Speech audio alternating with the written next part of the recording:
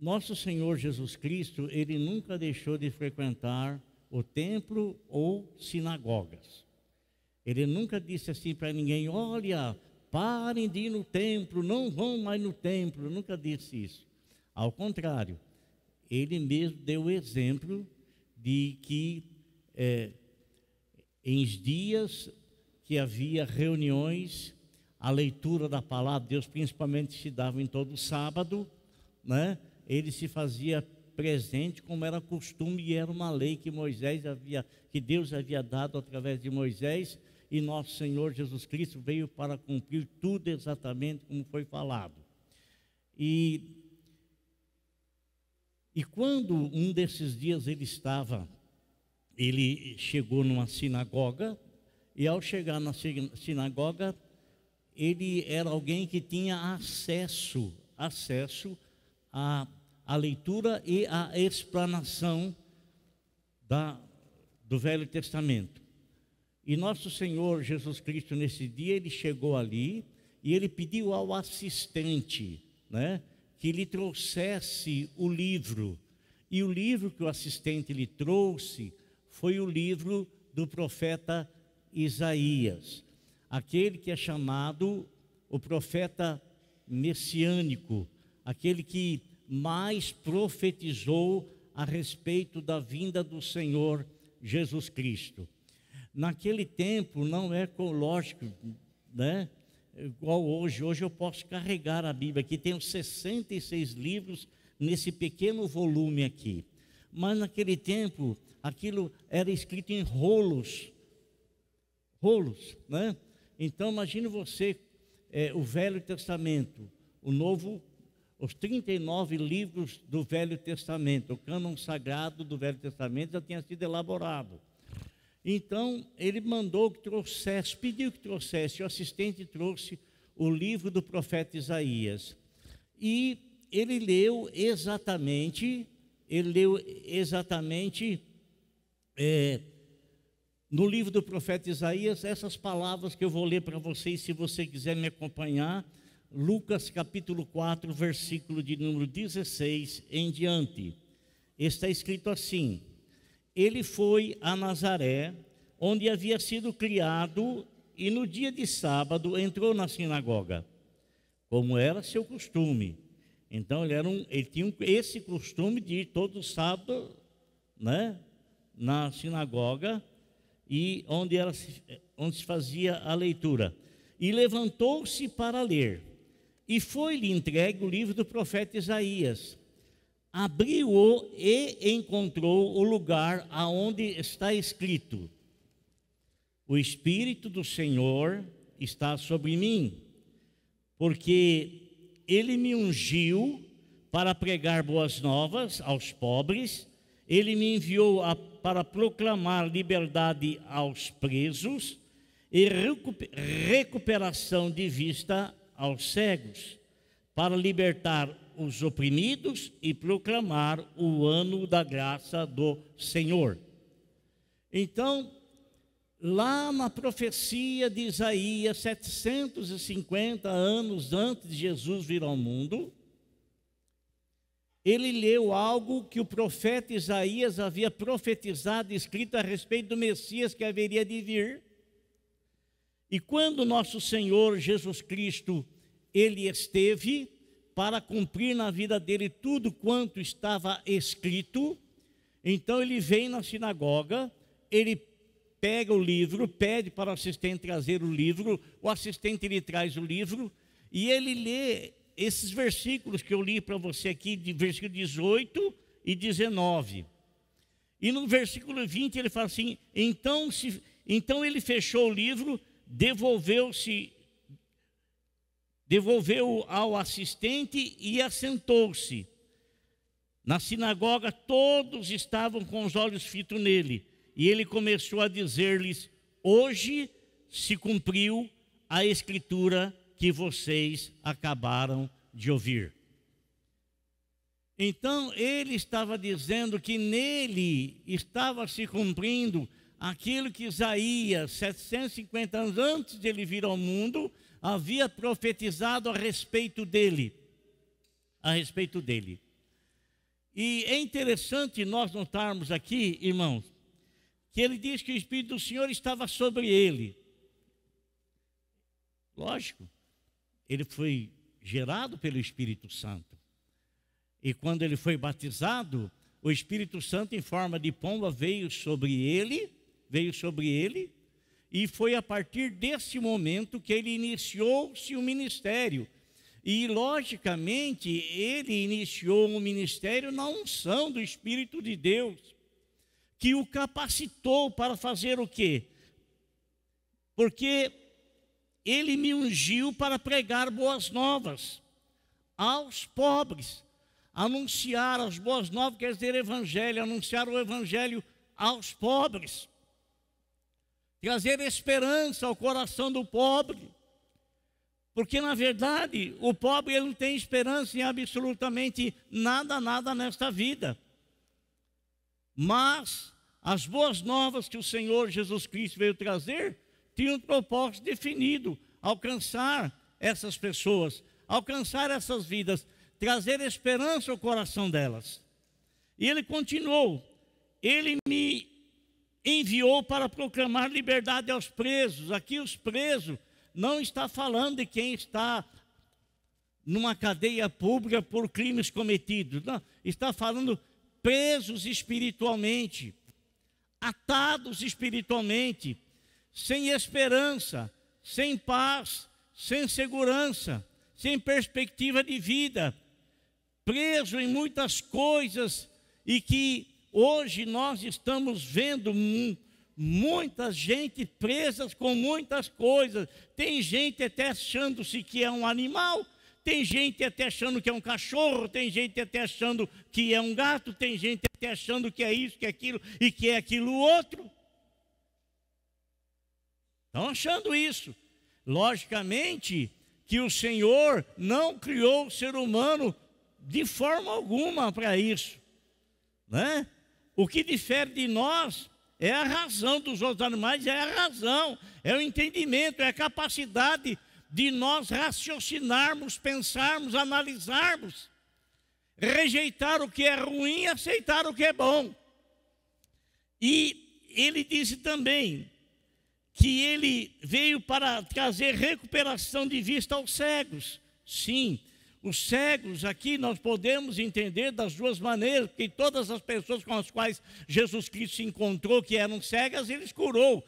Mas ele trouxe visão, principalmente espiritual. A visão espiritual é entender os caminhos do Senhor, é entender o que é que ele veio fazer.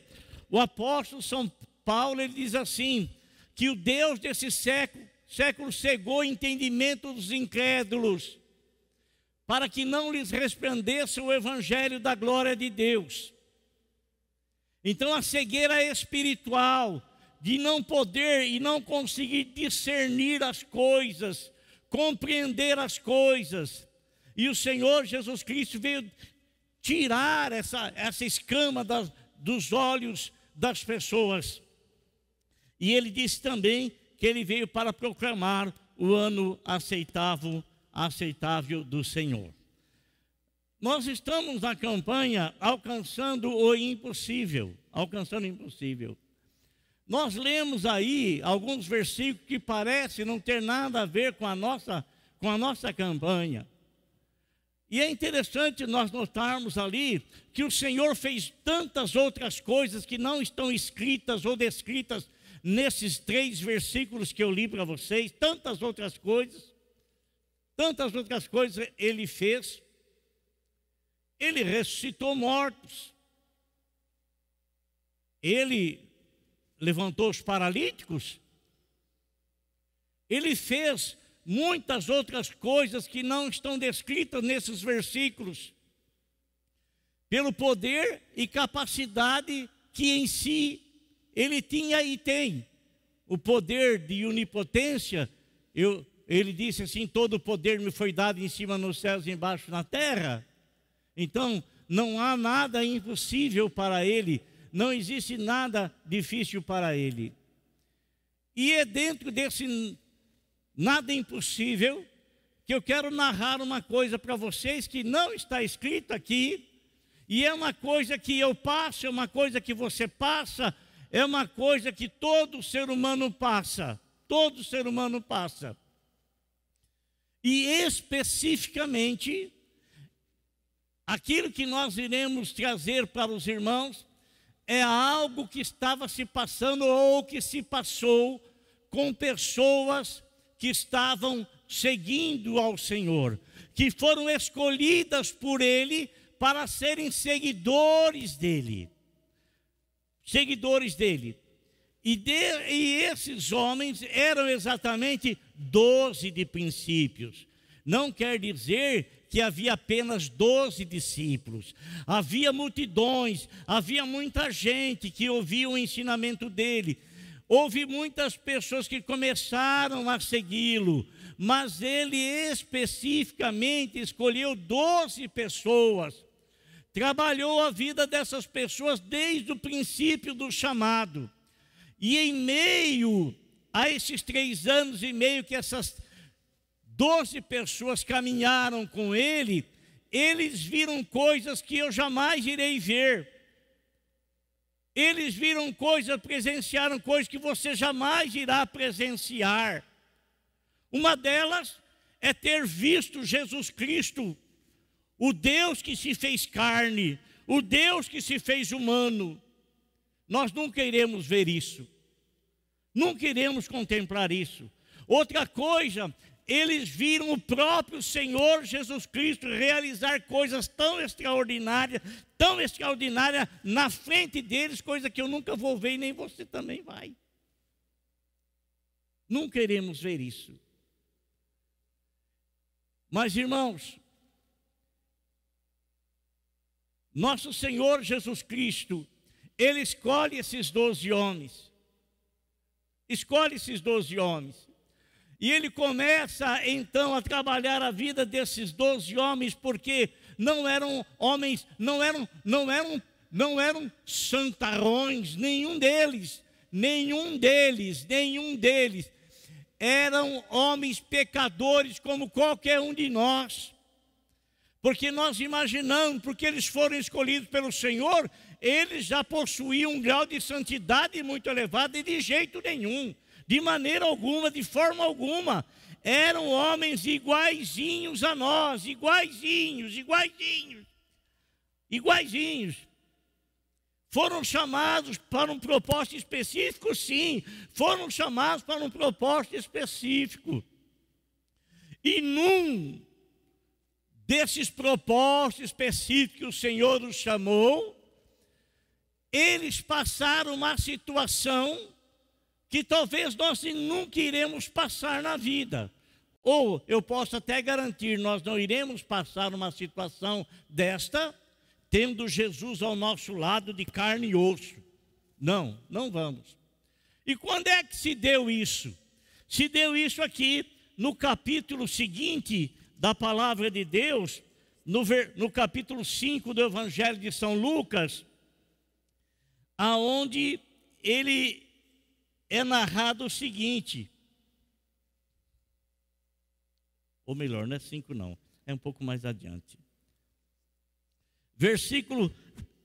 Capítulo de número 8, versículo de número 22 em diante. Nesse versículo 22 em diante, está iniciando-se uma jornada dos 12 com Jesus. Não era uma jornada muito longa, não. Era um período apenas. Era uma passagem apenas. Era apenas uma situação. Situação, amados, em que eles jamais poderiam imaginar que eles haveriam de atravessar, até porque a presença de Jesus estava junto a eles. E é um erro a gente imaginar, porque nós servimos a Cristo, nós nunca iremos ter nenhum tipo de confronto, nunca iremos ter nenhum tipo de aflição. É um erro imaginar, porque o próprio Senhor Jesus Cristo, ele passou por aflições que ninguém jamais vai passar igual. Mas ele nos alertou, dizendo: olha aqui, vocês vão ter aflições nesse mundo. Nós estamos vivendo num mundo que proporcionará a nós aflições.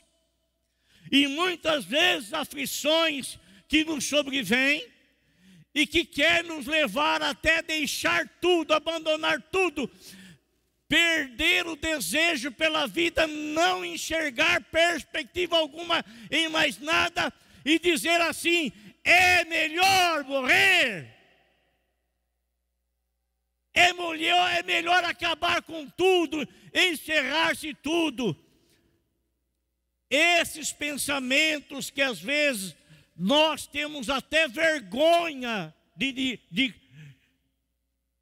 comunicar eles a alguém, sentimos vergonha de falar isso, mas às vezes as aflições nos incomodam tanto, às vezes as aflições nos incomodam tanto, elas nos incomodam tanto, mas elas têm um propósito da parte de Deus, porque a Bíblia fala assim: muitas são as aflições do justo, mas o Senhor de todas os livra. Amém? Guarda isso, irmão. Você já passou por muitas aflições, já passou por muitas dificuldades, e às vezes você tem as suas forças esgotadas. Você olha, tenta olhar alguma perspectiva, tenta olhar alguma porta aberta para você, ou tenta encontrar um buraco para você enfiar a cabeça dentro, e você não encontra absolutamente nada.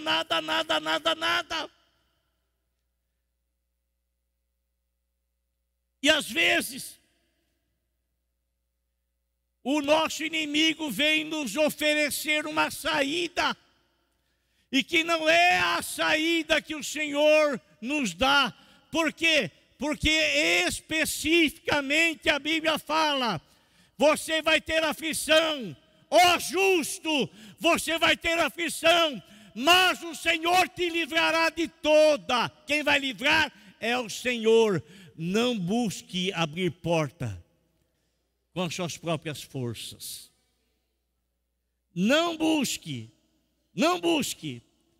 porque a saída que se mostrará aparentemente se apresentará como proveitosa, mas não vai ser proveitosa.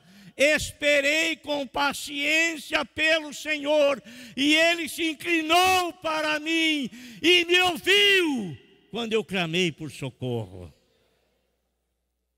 Amém? Então, irmão, esses 12 homens são chamados pelo Senhor, e no versículo de número 22, aqui de 8, diz assim: certo dia Jesus disse aos seus discípulos: vamos para outro lado do lago. Quem anda com Jesus não anda sem rumo, tem um alvo definido. Nós, como igreja do Senhor Jesus Cristo, nós não andamos sem rumo, não andamos sem direção. Nós temos um alvo, nós temos um direcionamento, nós temos um apontamento, e isso quem faz é o Senhor para nós que somos a igreja dele. Eu, você, cada um de nós que somos a igreja do Senhor, cada um de nós que o temos como Salvador, cada um de nós, o Senhor diz para nós: você não anda sem rumo, você não anda perdido. Outrora nós andávamos perdidos, mas hoje não. Hoje não. Lâmpada para os meus pés é a tua palavra e luz para o meu caminho. Eu não ando mais perdido. Não ando mais, eu tenho um alvo. E o alvo para nós como igreja não é uma terra prometida aqui nesse mundo, como foi para Israel em tempos passados. Para nós, o prometido não é absolutamente nada aqui nesse mundo. Para nós como igreja do Senhor, há um alvo apontado para nós. E este alvo é a presença de Deus. Não se turbe o vosso coração. Crede em Deus e crede também em mim. Na casa do meu pai há muitas moradas. Olha, se não fosse assim, eu vou teria dito, diz Jesus. Mas porque é assim, eu vou preparar lugar e quando tudo estiver pronto, eu voltarei e vos levarei para mim mesmo, para que onde eu estou, estejais vós também. O nosso alvo proposto é o céu. É a presença do Pai Todo-Poderoso. Ai, como eu anseio chegar esse dia de poder ver o Senhor face a face, de poder ver o Deus Todo-Poderoso face a face, conhecê-lo. Conhecê-lo. Você pode ter outras tantas intenções e desejos aqui nesse mundo, alvos que você propôs, desejo com isso, desejo com aquilo. Não, o meu desejo é outro. O meu desejo é conhecê-lo como Ele é. É isso a determinação de Jesus Cristo para a igreja dele, para nós que somos o povo dele, conhecê-lo como Ele é. E esses homens, irmãos, o Senhor então os convence, os convida a entrar no barco e atravessar. E a Bíblia nos fala assim, eles entraram num barco e partiram. Eles partiram. Aleluia. Ó, no dia em que você aceitou Jesus Cristo como Salvador, você entrou no barco que Ele te convidou para entrar. No dia em que você entregou a tua vida ao Senhor, no dia em que você entregou a tua vida ao Senhor, Ele convidou você a entrar no barco com Ele e que você confie nele, que Ele é o timoneiro, experiente, o piloto do barco.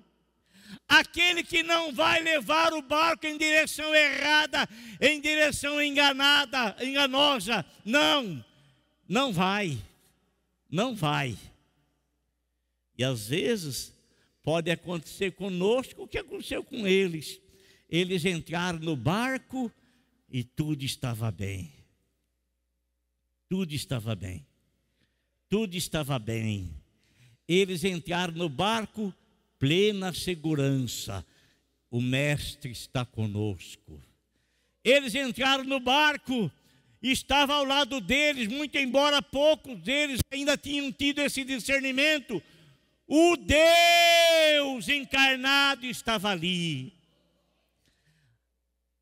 Aquele que disse, e talvez eles não conseguiram alcançar a abrangência da palavra que Jesus Cristo transmitia quando Ele disse assim, ó, todo poder me foi dado em cima nos céus e embaixo na terra. E quando nós pensamos assim, nós imaginamos às vezes que porque nós estamos com Ele, porque Ele está conosco, porque estamos no barco com Ele, tudo vai ser uma navegação tranquila, segura. Não vai acontecer nenhum açoite no barco. O mar vai respeitar o Criador dele que está no barco. O vento vai respeitar o Criador dele que está no barco. Imaginamos assim, estamos no barco com Jesus e nada, absolutamente nada vai afligir a nossa vida. Mas é porque justamente estamos no barco com Jesus que a nossa vida é afligida. Sabe? É afligida. E nos diz aqui a palavra de Deus, meus irmãos, que eles estão navegando. E eu não sei quem foi que fez aquele hino, com Cristo no barco, tudo vai muito bem. Né? Fizeram esse hino, não é? Eu acho que quem fez esse hino, irmão Luiz Carlos, quem fez esse hino foi uma pessoa que estava tendo uma vida muito tranquila com o Senhor e que de repente a vida dele começou a ser açoitada pelos vendavais da vida, por dificuldades. Ou assim, não vou exagerar e dizer que foi igual Jó, não, porque Jó não existe nada e ninguém igual, nada e ninguém, mas menos. Teve a vida dele açoitada e de repente, meio daquelas aflições, e logicamente que as coisas se resolvem em buscar a Deus, em oração ao Senhor, e em dado momento ele sentiu-se ser seguro por Cristo. Aí então ele começou a cantar, logicamente, não antes da tempestade, mas depois da tempestade ter passado, ele começou a cantar, com Cristo no barco, tudo vai muito bem. Com Cristo no barco, tudo vai muito bem. Eles estão no barco com Jesus e realmente tudo está indo bem. Tudo está indo bem. Tão bem está indo que o Senhor Jesus Cristo, ele foi até na popa do barco, ele começou a dormir na popa do barco. Né? Enquanto ele dormia na popa do barco, a Bíblia fala assim, enquanto navegavam, ele adormeceu. Abateu-se sobre o lago um forte vendaval, de modo que o barco estava sendo inundado e eles corriam grande perigo. Amém? Eles estavam lá. De repente, sem mais nem menos, a tempestade, sem mais nem menos, eles estavam correndo grande perigo, o barco estava sendo inundado. Estava sendo inundado. Ô irmão, você já teve uma situação como esta?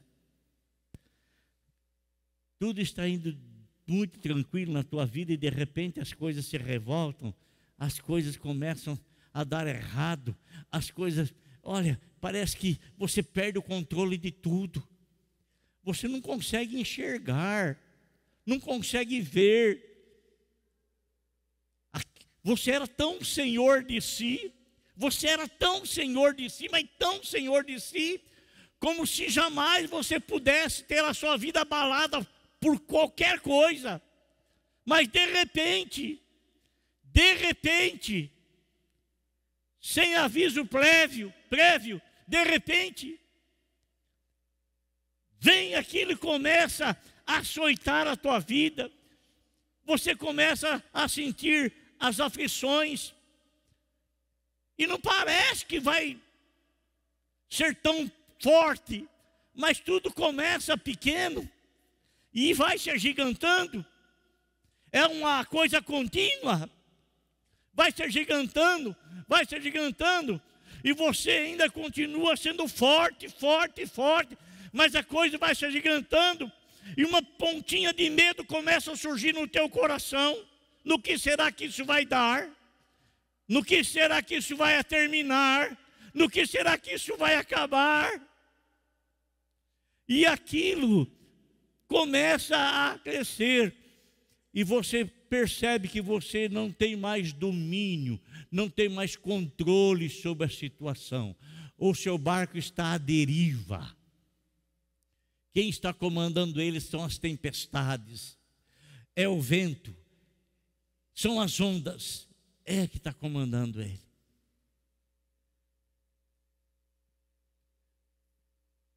Mas louvado seja Deus, nós temos um amigo mais chegado do que um irmão. Nós temos um amigo que permanentemente não deixa de estar conosco. Está conosco todas as horas. Aliás, foi ele que nos convidou a entrar no barco. Aliás, foi ele que nos chamou a entrar no barco. Aliás, foi Ele que nos convidou. Ele que disse: vamos lá, discípulo, vamos comigo, vamos comigo. Agora, irmão, eu li lá no versículo com vocês, naquilo que ele falou do livro do profeta Isaías. Lá não está escrito que ele iria acalmar tempestade. Lá não está escrito que ele ia mandar o vento que ficar quieto e o mar se acalma. Não está escrito isso lá, não está escrito. Não está escrito. Lá não está escrito especificando situações que às vezes você passa, situações que às vezes você atravessa. Não está especificando.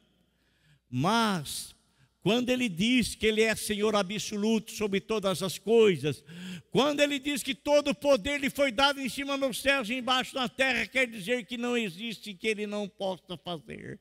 Não existe impossível para ele. Está querendo dizer que se nós confiarmos nele, todas as coisas que estamos atravessando que parecem impossíveis, nele se tornarão possíveis. Ele nos abençoará. Ele nos ajudará.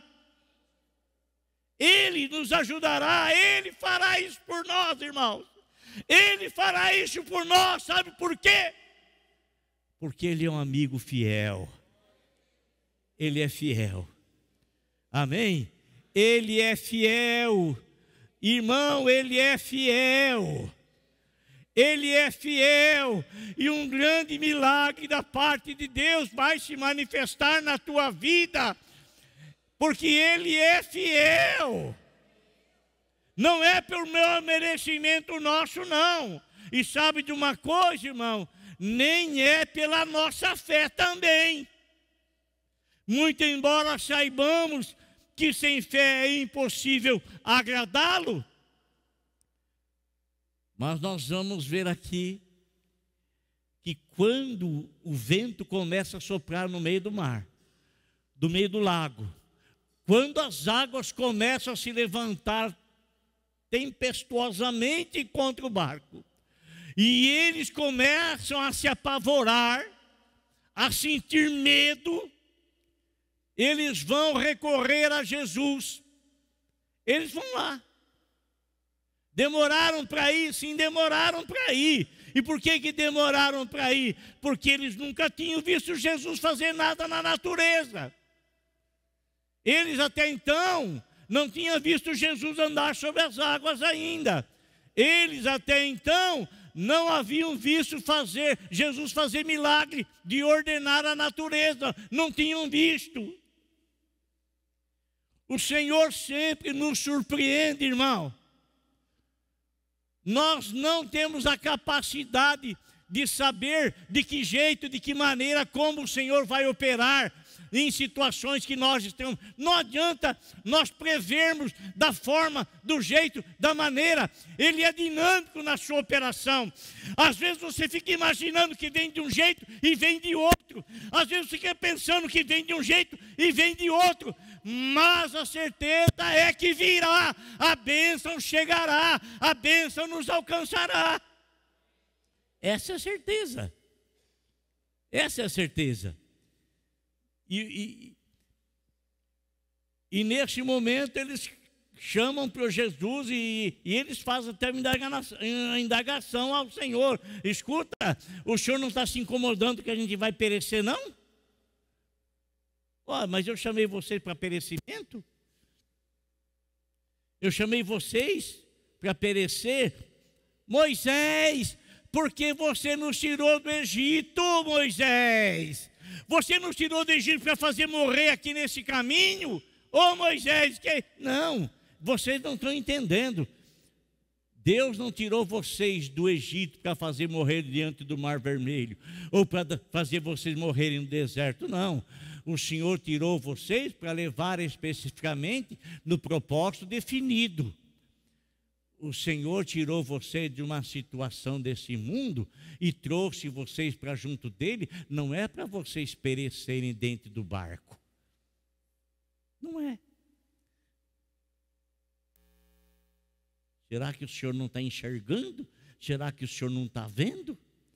E o Senhor Jesus Cristo, quando eles falam isso para ele, ele se levanta, não vai com pressa nenhuma.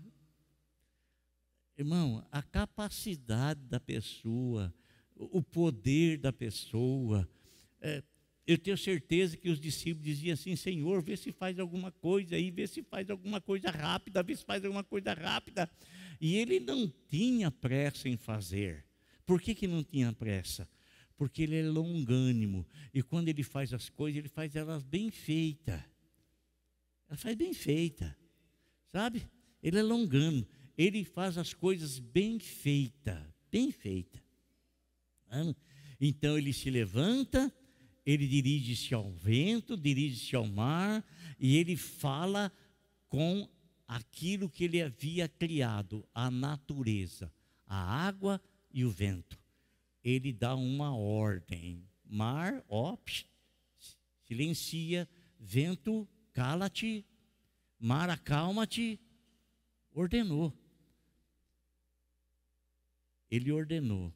E após ele ter ordenado, olha aqui, a Bíblia fala assim: